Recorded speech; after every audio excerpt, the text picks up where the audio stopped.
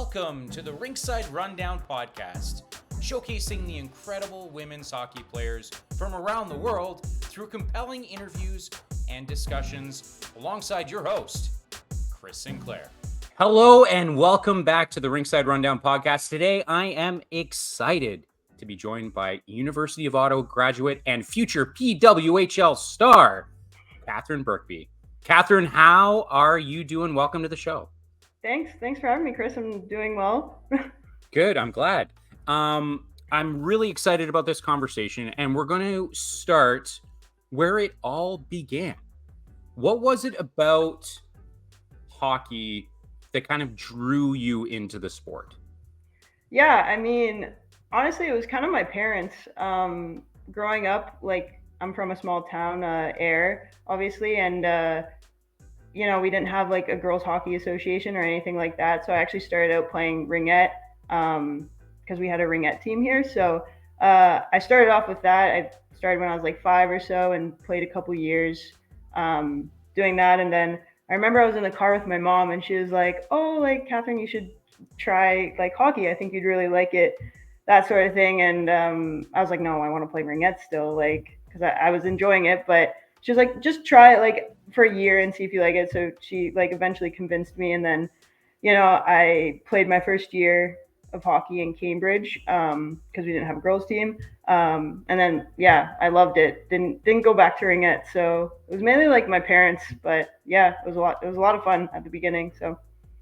It's always interesting when you have an opportunity to connect with players and just like understand how they got to where they are. And I think a big part, and maybe something that isn't necessarily talked about as much, is the impact that your family or one's family had on both getting you into the sport, which is clearly what happened here, but also throughout your career. Could you talk a little bit about like the impact that your family had on you now or before, obviously, as well as now, and as we look towards the PWHL draft? Yeah, I mean, like, huge impact, obviously. My parents have always been super supportive. Of like, hockey isn't a cheap sport to put your kid through, so very thankful that they, were able to support me, especially in my early hockey career and just starting out. And they're always there to like take me to games, take me to practices. Even though it was like a big commitment on my end, it was also a huge commitment on their end. So they're always there for me. And two, like, when I look back to like earlier in my hockey career, like high school, I feel like was super chaotic for me. In the sense, like, I was just really late to the whole competitive hockey scene. So I feel like a lot of stuff was happening during those years. Like grade 10, I was still playing like rep double B hockey. And I remember that year I got the opportunity to play Cambridge Double A, like on their Double A team. So my parents were like super supportive throughout that whole process because I was like, crap, like I don't know what I want to do. Like, do I stay in there and keep playing with all my friends, or like do I go and play at a higher level? And that was a big like decision for me because like university hockey wasn't even like on my mind at that point. So my parents were kind of like, there for me and like to talk through these kind of decisions. And even thinking about like going to the University of Ottawa, that was another major decision that they were there for me and like to talk these things through. And they were never the ones to be like, "Oh, you need to do this," or "I think you should really do this," like trying to persuade me to do certain things. Like they always wanted me to choose like what I wanted to do and what would make me the most happy, but they're like there to give me support and think like just like give me like input on what they think would be best for me. So yeah, super supportive. And like these next steps too, they've just been nothing but supportive. I don't think they thought I was serious in the fact that I wanted to like continue playing. And then now that like I'm going through the process a bit more, they're like, "Oh, she's serious about this, okay." And they've just been on board and super supportive, so it's been awesome. Could you take us maybe a little bit, and we're getting we're jumping forward a little bit here, but could you talk a little bit about what the process was for you to like, I guess the impact that your family had on you in terms of deciding to declare for this upcoming PWHL draft?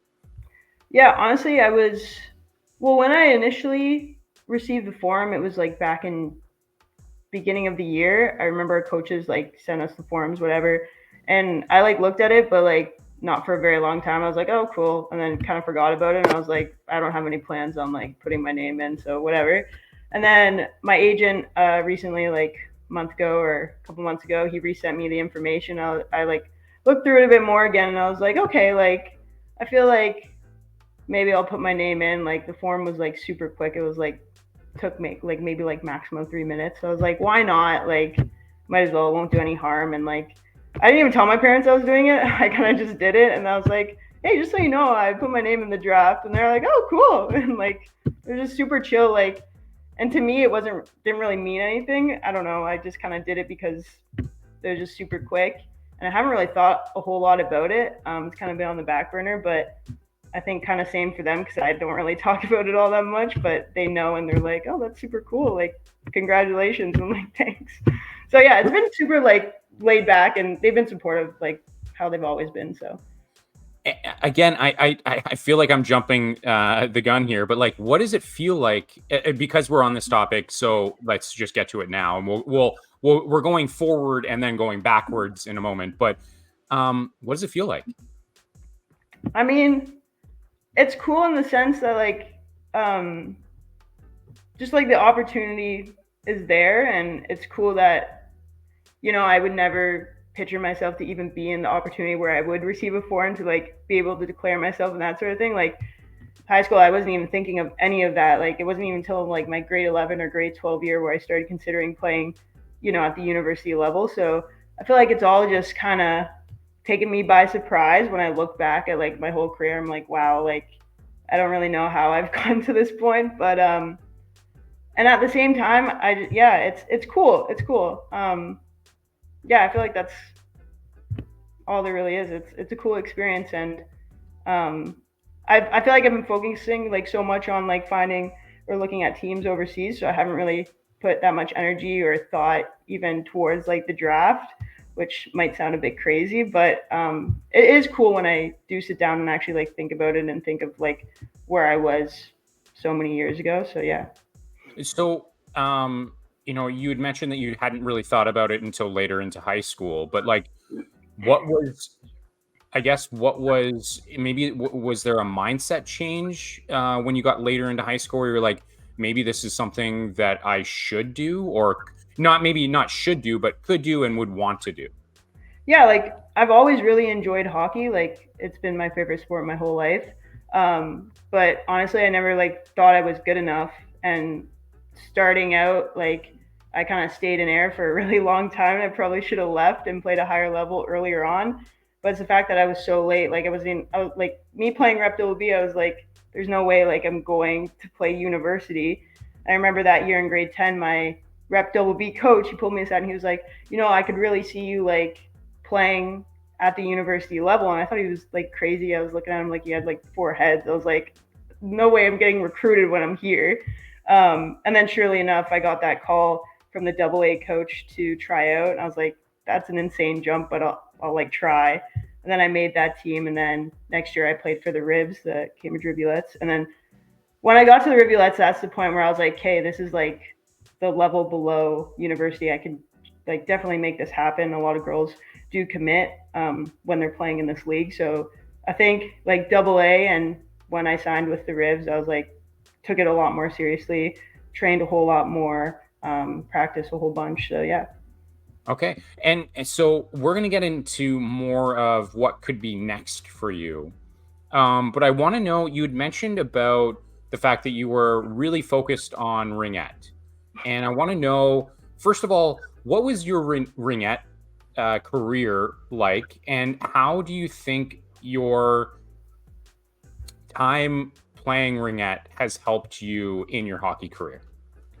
Yeah, I mean, like ringette, like I said, I started when I was 5, and I think I played 2 seasons with that, but I think it was a really good like introduction to like, the skills that are super transferable over to hockey. So, you have your skating, your edge work, that sort of stuff.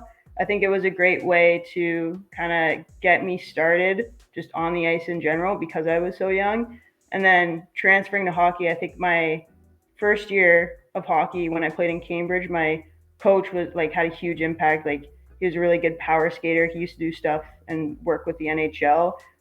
So he had a huge impact, probably more than Ringette. Like that first year of my hockey career, yeah, he definitely helped me kind of work out some nicks in like my skating and like definitely develop that a bit more, which was super helpful. So yeah. So, could you talk a little bit more about maybe some of those early influences or influencers, if you will, both on the ringette side, because obviously that was something that you'd done for a while, and I think that clearly created a foundation for you. But also, as you've translated those skills into hockey, who are some of those people where you're like, you know what, like I don't know that I would be where I am without you. Hmm. Um, I mean, looking back, Ringette was like I was so young, so I don't honestly remember a whole lot. Like I remember my mom helped out and coached, and she's always been like part of like that hockey journey. Like when I was playing in air for hockey, like just rep double B, she was my trainer for a while. She was always kind of involved in some sort of like staff in that way when I was playing in air. So obviously my mom definitely had a huge influence just because she was always supportive and always there and like always pushing me to keep playing and kind of reach my fullest potential. And then when I think of like coaching staff, like I said, that first year coach that I had for Cambridge when I was really young, like definitely helped with my skating a whole bunch, and that was really important, especially at that age, because it was just so foundational. And then I think like even like Ribs too, Jeff Hadaway, he was a great coach. I mean, and that's kind of what I needed at that level because that's when I was pushing myself the most. I needed like a coach that was really good and cared about his players and like wanted to win and wasn't laid back in that sense. So he definitely had a significant impact, and I was lucky enough to be coached by him for 2 years. Um, but yeah, those are kind of the main ones, and even my air coach too. Like if he didn't put that kind of, I think like when he said, I think you can play university, even though I thought he was crazy. Like I was like, well, like maybe if I like pursue higher levels, and then I got that offer. So, and he was definitely like really good too. Just to be able to work with him because I stayed in air for quite a while and he was mainly my coach throughout. So yeah, he definitely had a major influence as well. It must feel nice to be able to have those people essentially in your corner who are like maybe telling you that you're better at this than you think you are. What does it feel like to have that support, to have like you said, like I was like I didn't think like this would be a thing, and now it could be it like very well could be a thing for you. Mm-hmm. You're what does it mean to you to have those people behind you to be supporting you and to believe in you when maybe you don't necessarily not to say you don't believe in yourself, but maybe when you don't necessarily think that this is something that you could do long term. Yeah, like super important. I feel like anyone who's coached me or anyone that kind of knows me knows that I'm usually pretty hard on myself and I usually don't give myself the credit that I I won't say often, but sometimes deserve. And it's when those people tell me these things, and it's like, no, like I think you could do this. Like actually, I'm being 100% dead serious. And usually they're coming from people who have like this experience in like the hockey world. They're like um, people who mean a whole lot to me, and obviously like are very truthful with me. And I need that sometimes to be like kind of get myself out of that funk where I'm like, oh, like I'm not good enough, whatever. It just helps me get out of that kind of not negative self-talk, but kind of believe in myself a bit more and like know that I am a good hockey player and I do have potential during the times where maybe I think like I've hit like my peak or my max. So super important. Like I can't even stress how much those small conversations mean too, because like they probably don't realize it means all that much, but I'm like, no, I'm in a completely different headspace than you. So it's cool to see how other people view you. And it's definitely important to hear that time to time. So Yeah, and I think that's something that's underrated, right? Like I think you know, not to get too philosophical here, but as a society, we're always used to being so hard on each other or hard on one another that it's nice to be able to see from the outside. It's like, you know what, like maybe I am better than I thought I was, and it just took someone to believe in me. And it Mhm. sounds like that, especially transitioning from ringette to hockey and having the success that you've had there, and now obviously declaring for the PWHL draft, which is incredible. It sounds like that's something like just having those people that believed in you really encouraged you to take that next step. Maybe you're going to the gym and you're like, what, people believe in me. I got to push myself just that much harder. Or on the ice, like I want to make this play count. Is that fair to say? Yeah, 100%. Like, yeah, can't stress it enough. Yeah, absolutely. So, you are a forward, and I wanted to know, what was it about the forward position that kind of, especially someone, again, we've said it a few times now, but didn't start out in hockey. What was it about forward that kind of drew you to that position?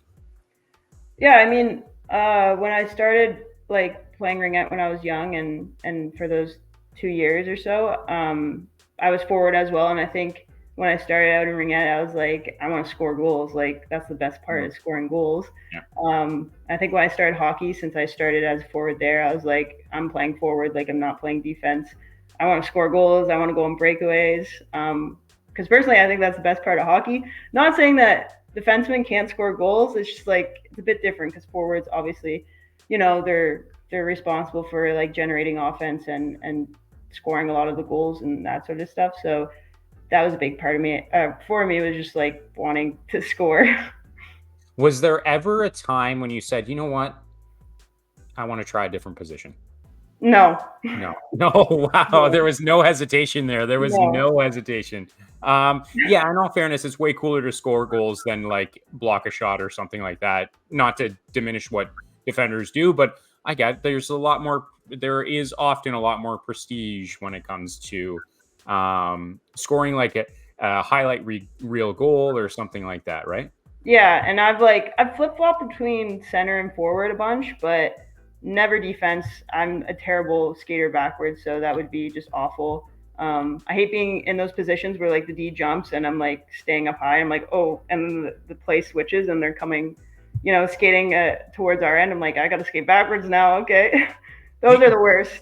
Do you So have like a prefer? It's always great, and this is one of the things I love about the women's game, where it's like, when you're a forward, typically you don't necessarily play just one forward position. And even defenders like will see that they flip flop in terms of who's in the lineup, who isn't in the lineup, injuries, all that sort of stuff. But is there a forward position you prefer to play? um, I like center in the sense that you're kind of a defenseman and a forward. Like when you're in the D zone, you're a part of like the corner battles and that sort of thing. The one thing I hated about winger was like I just didn't like sitting there on the wing like watching. Obviously, you're not watching like Yeah. heads on a swivel, that sort of stuff. But like you're not actively involved in the play if the puck's down low, which I didn't like because I just want to like go and help and like get the puck out. I like center in that sense. Center is a lot more skating though than forward. So sometimes I am jealous of the forwards, but then I'm like, wait, no, I like being part of these like D zone battles and helping to get the puck out. So probably center. Probably center. Okay. Could you describe your style of play? Yeah, I mean, I would say I'm a pretty fast player. At least that's kind of what I pride myself on in a sense. Like, I try and use my speed to my advantage when I do play and really like utilize that, especially uh, during like puck races and puck battles. Like, I try and be first on that puck and I try and, win those battles and get that puck and use my speed to do so. And I think part of that too, I just try and be a very gritty player, like when it comes to winning those battles and that sort of stuff. And yeah, like I think sometimes I have like good hockey IQ. I don't know. I feel like I can read plays for the most part and know where the puck's going to go and know when to jump into battles and when to like support the play and that sort of thing. But I think definitely for the most part, my speed is probably one of my main attributes towards like how I play. Okay, I don't mean to keep going back to it, but do you think your time in ringette? I know it was early, and I know it wasn't a long career, but do you think that that may have helped you with your speed when it comes to you being a forward? Do you think there's any sort of correlation between that? Ringette players are very good skaters. They're usually like very fast, but I feel like I was just so young. Like I don't even know. I was probably on my butt like half the time. Well, maybe. Right. I think that first year in Cambridge for hockey definitely was a huge part of like just becoming a better skater in general. I don't think ringette had a whole lot, honestly. Maybe teaching me to skate in general, but I think I did like learn to skate before then, and then got into ringette kind of vibe. So yeah. All right, so she's saying she was a natural born great skater, so that's totally fine. Not at all. So as you had mentioned earlier on, you had ultimately, to continue your career, you had chosen Ottawa U, or the University of Ottawa.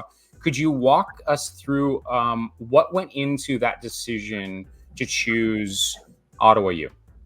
Yeah, I mean, Ottawa approached me when I was in my grade 12 year, so it was my first year with Cambridge Rivulets. And I think they were like one of the first Canadian schools to reach out to me. And like a big part of, when I was playing junior and looking at schools and looking at next steps was I wanted to go to a university that was in Ontario. That was just what was kind of comfortable for me. At the time, at least. I know I talked to briefly just some schools out east, but I'm like, no, they're not in Ontario. I'm not really comfortable with that. But yeah, it's a stressful decision, and I don't think people talk about it enough, especially like when you hear about these grade 10s committing to like these D1 schools, or like, even younger than that. It's crazy because it's such a big decision. And for me in grade 12, I had no idea what I wanted to do like with my life. I didn't know what I wanted to study, that sort of thing. And a big part of choosing a school is like looking at what programs they have to offer, if they align with like your career and interests, academic interests. Yeah, it was a hard decision. Like I said, grade 12, I didn't know what I wanted to do. So I ended up taking a year off to kind of think more about it. But when I toured Ottawa, like I really liked the campus. It's a very small campus in the sense that you can literally walk from one side to the other in like 15 minutes. The rink is on campus, which is super nice, especially like just for classes and getting to the rink in general. And I like the fact that it was in a city, like especially the nation's capital, being from Ayr, like I haven't really experienced that. So the fact that it was in a city was another thing that I liked about the school. And I knew in general too, Ottawa's a strong like university. They have a strong like research kind of program, business programs, science, health, that sort of thing. So I knew if I were to go there and I didn't fully know what I wanted to study, that it would be a good option regardless. So that's kind of what drew me to Ottawa. And we will be right back. This episode is sponsored by Durant Barristers. Durant Barristers is a proud supporter of women's sports and is an inaugural sponsor of the Rinkside Rundown podcast. Durant Barristers provides legal services for athletes, coaches, officials, administrators, and sports associations of all sizes, from minor associations to national sports organizations and professional sports environments. We routinely assist with safe sport complaints, investigations, anti-doping, harassment, discrimination, abuse, and governance matters. We also provide representation on general civil litigation matters, including employment and business disputes of all sizes. Durant Barristers founder Aaron Durant also provides mediation and arbitration services to assist in managing disputes in a timely and affordable manner. Durant Barristers has generously offered their best ever discount to fans and supporters of women's hockey. Mention the Rinkside Rundown podcast to, wait for it, receive 15% off all your accounts with Durant Barristers for the duration of your relationship with the firm. To learn more about Durant Barristers, visit www.durantbarristers.com. That's www.durantbarristers.com. Thank you to Durant Barristers for sponsoring this episode. And now back to the show. I think, the default for a lot of people, a lot of athletes is to, hey, I'm looking at my broader hockey career. And typically Canadians will choose, instead of USports, they'll choose to go D1. Was there ever an inclination for you to say, like, hey, listen, I know I'm more comfortable being in Ontario, but there is a part of me that's saying, or maybe there was someone in your life that said, like, hey, you might want to think about going D1. Was that ever a consideration for you? Honestly, not really, no. Yeah, I was kind of just looking at Canadian universities. I also knew, like, in terms of education, like, Canada has a really strong education system, and I know, like, I've heard some stories where girls go to the States for a program and then they have to come back and take extra courses because things don't translate over and that sort of thing. So I honestly didn't really even consider uh, going to the States all that much. And two, just like speaking on the behalf of like the league I played in, like, I would say it's probably one of the strongest leagues in Canada, and that was another thing that really drew me to Ottawa, was the fact that, like, we were playing in the RSEQ, and that league's really strong with, like, Concordia, Montreal, and all those teams. And those girls are generally older because they come from Cégep. So that part too, like the hockey and skill, a lot of people always, like, the United States, honestly, like the like hockey kind of hub. Like, if you want to go for the best hockey, you go to the States. But I think our league was super strong, and that was another attractive thing that kind of was like, okay, like, I can definitely develop if I come to the University of Ottawa, and I'll be playing against, like, good players. So Nice. Okay. And so, like, let's talk about your career with Ottawa U. And what was your experience like there, both on and off the ice? yeah, it was definitely different from what I was kind of used to. Like, growing up in Ayr, it's a very anglophone town. Like, not a lot of people speak French. I don't think anyone speaks French here. So going to Ottawa was a big, like, kind of shock in that sense, where I was exposed to, like, French, like, daily. Like, I think first year, more than half our team was, like, French speaking, or their first language was French, which was a huge adjustment for me. I wouldn't say it was bad, though. It was definitely something that was good and outside my comfort zone. And I definitely got used to it. I didn't learn French, unfortunately. I could not pick up on it. I don't know. Even 6 years there, you think I would have learned at least some amount, but I just could not keep up with it. But yeah, no, it was honestly awesome. And, like, the one part I loved about Ottawa and just the league in general is that our road trips were super, like, short. Like, especially the first half of the season, or first half of the my university career, when Bishops wasn't a team in our league. We were traveling max 2 hours to games, back 2 hours. Like, we were never staying in hotels. You were always sleeping in your bed at night, which is something I really liked, especially for school and academics, because, I could study and I didn't have to study on the bus, because that's a whole nother pain, is just trying to study on the bus. So yeah, it was a great experience. And Ottawa as a city is a whole lot of fun, especially, when you have teammates who are really close friends in general. And going there, I didn't know anyone, so that was a bit stressful. But I made a lot of friends in my first year, and even friends on teams that aren't hockey. So the people were just great, and it was a lot of fun. Well, the good news is for you is I've been in Ottawa for 15 plus years and I still don't know much French. So in your defense, that's okay. That's comforting, yeah. Yeah. Could you talk a little bit about, when, especially now that we're going to get into the PWHL in just a moment, but could you talk a little bit about how you think your time at Ottawa U really helped to shape, and maybe it redefines your hockey style, like your style of play, or ultimately just like what about Ottawa U helped to shape your game? Yeah, I mean, when I think back to, like, my first game ever at the University of Ottawa, I just remember thinking, like, oh my God, I'm behind in every way possible. Like, I felt like a call up again for, like, the ribs or something.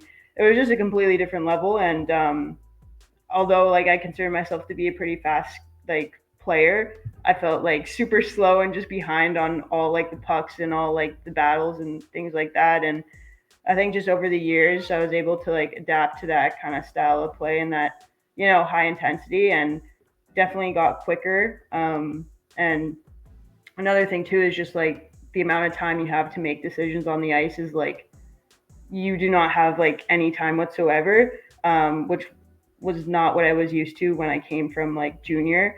It was just a lot quicker in that sense. So I feel like I was able to develop like, knowing when to make decisions, knowing when to move the puck, that sort of thing. So yeah, I think just like my decision time, my speed, and just as a whole, as a player, I think I was able to develop a lot because the league was so good and it was so quick and high pace and high intensity. So yeah, definitely my speed and my ability to make decisions was a huge like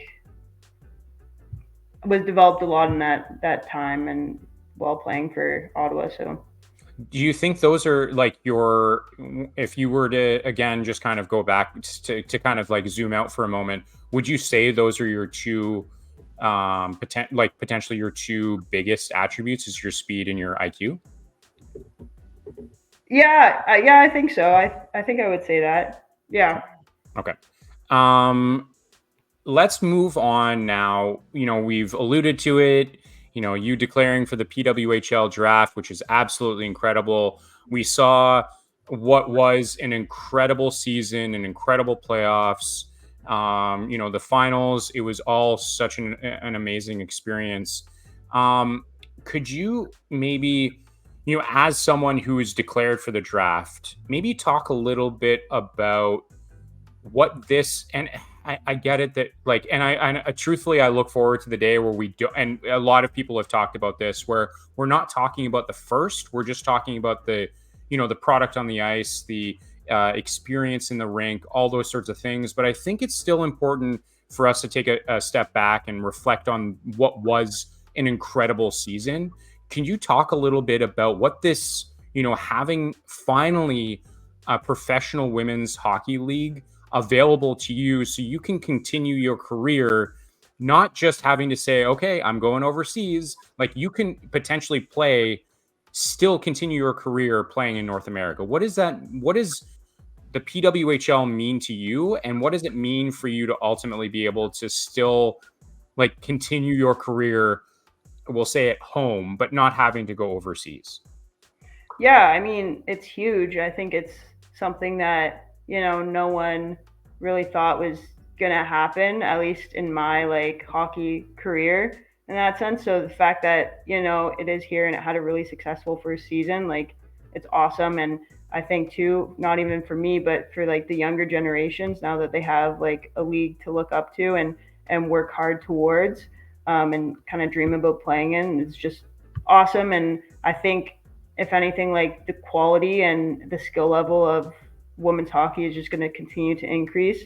Yeah, but it's great. Like it opens up another path for players, and there's so much talent too, within women's hockey. So it really gives those players, an opportunity to play in a league that's like established. Because obviously in the past there's been, leagues, but they haven't really been sustainable and they haven't lasted. And I think that was a concern for some people, especially me. I was like, I hope it like is like stable and it like pans out. And luckily, it's been super successful. And I think it's just really great for women's hockey in general. And yeah, for players to actually have an option to stay where they're from and continue to play, which wasn't kind of there before. So Yeah, and let's talk about, what are your thoughts on like this season was incredible, but what are your thoughts on just like this inaugural season? What are your thoughts on like the what you saw on the ice,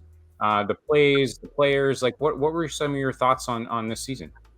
yeah, I mean, it was really exciting to watch. I was able to go out to a couple of Ottawa games, not as many as I would like because of like my own season and school and whatnot, but it was exciting. I think the part that I liked about it was the most was uh, the aggressiveness of the game, like the fact that the refs were allowing a lot of things to go and allowing the girls to play hockey in an aggressive way was awesome to see, because obviously hockey is a contact sport, and as a player, the most frustrating thing is like having inconsistent reffing. Especially in our games, some of the refs will call like the simplest like body contact plays, and then other refs will let that slide. And it's really nice to see that they're just letting hockey be played in the way it's supposed to play, because it's an aggressive, high speed contact sport, and it's really nice to see that that's occurring in women's hockey. Because like you think of it too, it's weird because men's hockey and women's hockey are the only like sports that kind of have like different, at least I think, different like rules in that sense.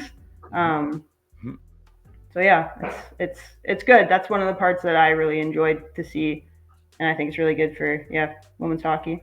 Yeah, and I think that's something, in being able to chat with a lot of the players, this is something that like they've wanted for a long time. And I think, it's long overdue for them to be able to just play the game and, like you said, be able to have it be like consistent, right? Like the physical side of things, sure, it's, I think we saw this season where it was, I think as the season went on, it definitely became something that a lot of players had to overcome because they weren't used to being physical all season long, especially not only that, but playing so many more games. Especially when we think of, Boston, Minnesota, they're playing way more games. Those players are playing a lot more games than they're used to. And all of those games are physical, right? So, but I'm really interested and fascinated to see how next season will go now that everyone's kind of, to your point, used to not only the physicality, but the consistency in those calls. Mm-hmm. Yeah. Yeah. So I want to know a little bit more about, we've talked about the fact that you've declared for the draft, and that's exciting, but I want to know, like, take me into your mindset right now as you have a giant smile on your face about what it means to you to actually be able, like, you declared for the PWHL draft. Like, just like, bring us into your mindset right now. How, like, I know we talked about it a little bit earlier, but I just want to highlight just how incredible that is, just in general, but especially for you. Yeah, I mean, like I kind of said, like, yeah, it's really cool. I feel like I've kind of made it underwhelming in a sense because I haven't like put much thought and stuff into it. But a lot of my friends are like messaging me and being like, "Oh my God, you like, I didn't realize you declared yourself." And I'm like, "Yeah." And then like, they're just super excited for me, which makes me think about it. I'm like, this is actually pretty big and super exciting, especially like when I was looking at the list, being from Air too. Like out of all of Canada, it was just kind of cool, like that small town. Me and even like my one close friend are also declared. It's just funny to kind of put Air on the map like that, but really cool experience. Like, and honestly, I need to kind of hype it up a bit more because it is really cool, and I haven't really been doing that, to be honest. So. And now, a word from our sponsor. This episode is sponsored by sports nutritionist Melissa Buffunos of MB Performance Nutrition. As a former competitive hockey player turned nutritionist, Melissa's mission is to help the next generation of hockey players optimize their health and diets so they can perform their best on and off the ice. Ready to dominate on the ice? Melissa's new course, The Hockey Nutrition Blueprint, is opening soon.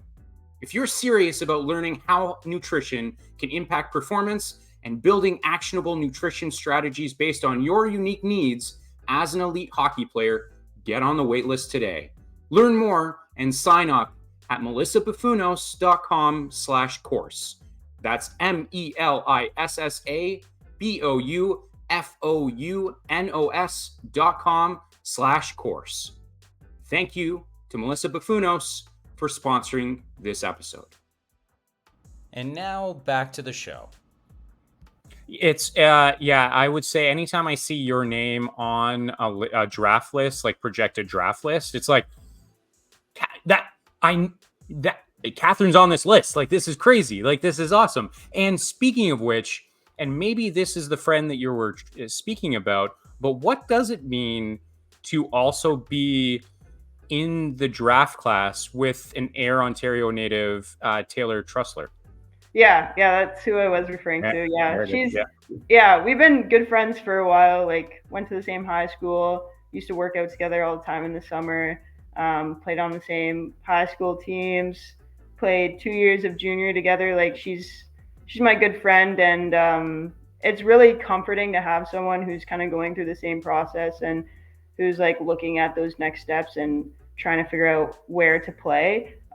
Super nice to just have her to talk through those things and that kind of journey. But yeah, she's a great hockey player. I mean, had a great career at U of T. So it'll be really interesting. I'm excited to see kind of what's next for her, but it's been awesome to have her kind of in the same boat as me. So do you have plans, like the two of you, to like call each other on draft night? No, we haven't made any, but we should. Okay, yeah. I'm telling you, you have to be FaceTiming one another or something like that, because this is going to be, it's incredible. Like you said, you're putting Ayr on the map, right? Yeah. It's super exciting. Yeah, Ayr deserves the recognition, you know? Absolutely it does. Absolutely it does. Yeah. Okay, so this is now, as we slowly start winding down the conversation. Once again, thank you so much. This has been so much fun. This is the segment of the show where it's, the crack team here at the Rinkside Rundown podcast has put together a scientifically proven test to get to know Katherine Birkby. Are you ready to take that test? I guess as ready as I'll ever be. So there it is. There's the enthusiasm I was looking for. This is great. Okay, so first question: what is your go-to pre-game meal? That honestly depends on the time of the game. Not to get super specific, but no, that's specific. That's okay. The specifics are important, though. It plays a big role. Absolutely. If it's a later game, like 7 p.m., stir fry always. Like, very religious about my stir fries. And then if it's like a 2 p.m. game, I don't know, like usually a sandwich, because it's such an awkward time. I feel like I just woke up and had breakfast, and I'm a person who has to like eat well in advance of a game, or I'll feel like very nauseous and sick on the ice. So I try and eat light if it's like an earlier game. So okay, so we talk about specifics. What goes into that sandwich and what goes into that stir fry? Stir fry, you gotta have your any type of rice. Honestly, we're not too picky with that. I always try and throw sweet potato in, because I heard it's a good like energy food. Any type of peppers, onion. Sometimes I'll do egg. Sometimes I'll do chicken. I've been doing egg more often, just because usually my chicken's in the freezer. So yeah, it changes, honestly, but that's like the main core ingredients. I feel like sometimes I'll like have a little edamame on the side, source of like plant-based protein. And the sandwich, usually chicken or turkey. Usually turkey. My dad works for Butterball, so gotta represent that. Yeah. But gotta rep the brand. That's okay. Yeah, just turkey, cheese, sometimes cucumber, mustard. I love my mustard, mayo. That's pretty much it. Nice. Good news is now I'm starving. Okay, so I want to know if you could listen to only one song for the rest of your life, what would it be? And the caveat to that is it doesn't have to be like, you don't have to be listening to it all of the time. But if you're like, you know what, I'm ready to jam out, like, this is the song you have to put on. That's tough. I feel like I could never give like an answer that I'm 100% confident in with this. 90% confident answer. Like, we're jamming out, like upbeat, or like just anything. Anything at all. So it's like, you know what, I'm ready. This is time for me to listen to a song. Whether it's I'm driving somewhere, I'm on, I'm working out, or I'm just relaxing somewhere, it has to be this one song. Okay. Because when you said jamming out, the first one that came to my mind was Clarity by Zed. I don't know what it is with that song. Yeah. I don't even really like that type of music, but I really like that song. But if I was like just more so every kind of day, Yeah. maybe like When You Were Young by the Killers or like something of that. Oh, wow. I Like, wasn't expecting that answer. That's great. that one's been like in rotation since I was young, so I feel like I have to like it's timeless almost. It seems like it's made it this far, so Yeah, it may as well just keep going. So that's yeah, yeah. great. Speaking of music, I want to know, when you're in the locker room, what are some of those, like, what are some of the bangers that are going on? What are some of like like someone, whether it's, hopefully it's you rocking the music, apparently it might be Killers that are being played at that point, but what are some of those songs where it's like, this is the song that gets, speaking of being like, getting like pumped up. What are some of those songs in the locker room? Well, it's definitely not me. I'd get booed off the aux real quick, I think. But Really? Why? Because it's just Killers? what? Because it's just Killers?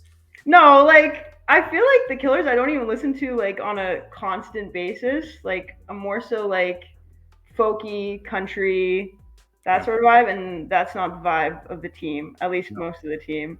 That's a hard question though because our team is like very diverse music taste. Like some people like rap, some people like country, some people like pop. So it's also evolved a lot over this past season in general. Like I think beginning of the year it was Beautiful Drug by Zach Brown Band, and then Empire State of Mind was in rotation a lot. That one got a lot of people up and going. And then for the rap people, like any Pop Smoke, like Dior, Christopher Walking, that sort of thing.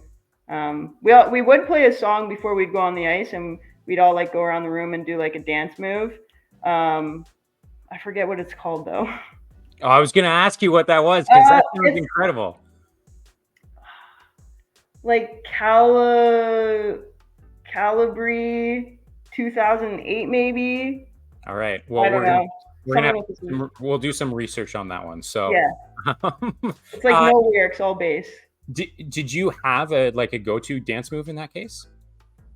Not really. It was whatever came to me on the spot. Whatever. Yeah, you're feeling the music, and that's all that matters. Yep. Whatever was calling my name, I was just hitting it. Whatever was calling my name, I love that. Okay, so stepping out of the locker room, if you weren't, looking at continuing your hockey career, what do you think you'd do? Like sport-wise, or just like just in general? So whether it's maybe you want to continue, you've found a love of sports, so you're still involved in sports coaching, something like that, or you're like, I want to be a doctor or something like that. Well, yeah, I'm currently in my master's at the University of Ottawa. I'm just finishing up. It's a master's in human kinetics and sports management, so basically just like business side of sport. Been really enjoying that, so I can definitely see myself pursuing a career in that. I feel like working in professional sport would be really cool. But before I took this master's, I wanted to go into physiotherapy, so a bit of a switch up on my part. But yeah, one of those career-wise. Sport-wise, I'd definitely be doing stuff still. I was really into snowboarding, but with hockey, it's really hard to balance that. So I'd probably be out on the slopes a bit more. A bunch of things that I'm not good at. That's fair. I want to know what's something, and this can be wherever you want to take it, but what's something that is on your bucket list still? This one's kind of random, but I really want to go to a Coldplay concert. I just want to see them live. I feel like I need to before, I die. Yeah, anytime you watch a Coldplay concert, and I've never seen one live, but anytime I see like videos of them, I'm like, there is a serious vibe going on here. It looks insane. Like, yeah, that one for sure. Do you have a specific, like, if you had a dream spot, like to watch a Coldplay concert, is there somewhere that you would want to go? Like city or like? Yeah, city, like where, whatever city, and it obviously doesn't matter if they're actually going to go there, but like, what's a city that you would be like, I want to go there and I want to see Cole play? I honestly haven't even thought that far. It would be cool to go somewhere overseas to get kind of like a free trip out of it. But for thinking, I keep seeing this one concert venue. I think it's in like Utah or Arizona or something. It has like the red rocks, and then it has like the stage. It looks so cool. It's outdoor, but I feel like Coldplay would be like more of an indoor, so you get all the lights going. And so those are the ones that only those come to mind. But all right, I just want to see them anywhere. Could be in air. I don't care. It could be in someone's backyard. I don't care as long as I get to see them. Yeah, they can come to my backyard if they want. Yeah, exactly. Yeah. Coldplay coming to Ayr, Ontario. Yeah, if they're listening. Yeah, exactly. Yeah. What do you think, as you reflect on your time in Ottawa, what do you think you're going to miss most about Ottawa? I mean, obviously, like the people, my teammates, and all the friends I made who weren't even a part of the hockey team. Like I made a lot of good friends that played on other teams and for other like sports. So definitely the people. Definitely weird, like living with people for 5 years or however long straight, and then like coming back home or something and be like, wow, I'm like not going back to that. It's just a crazy like lifestyle change, and definitely gonna miss that and living with my teammates and some of my close friends. And like Ottawa in general, I honestly kind of like the city. A lot of people think it's boring, but like I enjoyed it. Enjoyed going to Three Brothers. Definitely missed that. And I really, honestly, the city, they have some good markets. Like I liked going to the fly markets that were at Lansdowne. When the season finished, I was like, hey, what do I do with my weekends now? And that was kind of something that I'd always do. So definitely a good memory of Ottawa right there. But okay, so before we wrap things up today, and again, Katherine, I can't express how much I appreciate you taking the time, obviously finishing up your time at Ottawa U, and then, preparing for the draft and all those sorts of things, everything that comes with that. You took the time to spend, this evening with me, and I can't appreciate you enough. I want to know, let's give you a chance to shout out some of those friends, some of those people that you're going, I don't want to, potentially exclude anyone, which always happens in this moment when you're put on the spot. But I want to, who are some of those people, that some of those friends that you made that you're going to, be rooting for as they continue their career, but also just kind of miss being around? Yeah. I mean, my one roommate, I lived with from like second year all the way to our 6th year. Michaela Krasinski, our captain this past year. I'll definitely miss living with her.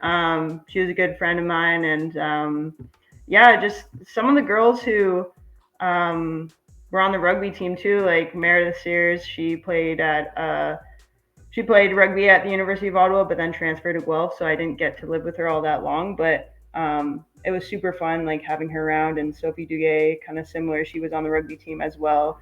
Ended up graduating.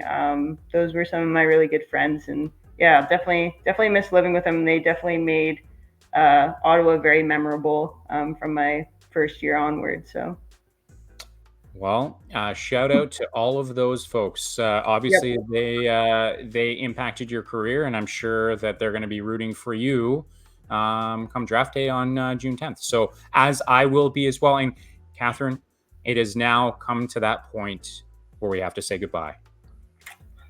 It was gonna come. Yeah, it was gonna happen eventually, but I cannot wait to see how things unfold for you on draft day. And I promise you, I will be rooting for you. I'll be, following your career. And again, I can't thank you enough for taking the time this evening to spend time with me, again, considering your busy schedule. So thank you so much for this. Yeah, I mean, I appreciate the support, and thanks for having me on. It was a lot of fun. Absolutely. And you are welcome back anytime you want. And I hope you do come back, because this has been great, and it's going to be great to be able to connect throughout the season for you. Yeah, awesome. Nice. Sounds good.